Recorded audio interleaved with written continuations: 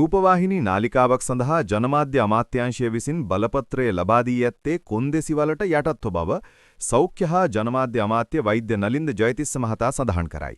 ඒ නිසා යම්කිසි අවස්ථා එම කොන්දේසි කඩ කළහොත් අදාළ රූපවාහිනී නාලිකා සතු බලපත්‍රය යලි කැඳවීමේ හැකියාව ජනමාධ්‍ය අමාත්‍යවරයා සතු බවද සෞඛ්‍ය හා ජනමාධ්‍ය අමාත්‍ය වෛද්‍ය නලින්ද ජයතිස්ස සඳහන් කරයි.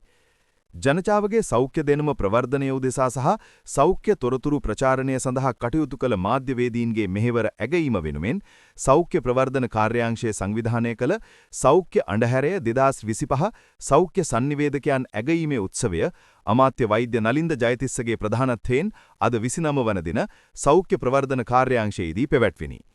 අමාත්‍ය වෛද්‍ය නලින්ද ජයතිස්ස සඳහන් කළේ මේක සෙල්ලමක් නෙමෙයි.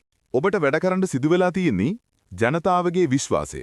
මේ අවකාශයේ තිබෙන සංඛ්‍යාත ආදී සියල්ලමත් එක්ක අවශ්‍ය නම් සාදිරිස් ගුරුන්නාසී අම්බලන්ගොඩ ඉඳලා කොළඹට නාඩගම් පෙට්ටිය අරගෙන ආපු විදිහට ප්‍රවෘත්ති වාර්තා කරන්න පුළුවන්. එහෙම ප්‍රවෘත්ති වාර්තා කරන්න බෑ. මේවා විහිළුවට හෝ සෙල්ලමට කරන වැඩ නෙවෙයි. එහෙම විහිළුවක් හෝ සෙල්ලමක් විදිහට ගන්න අපි සූදානමුත් නැහැ.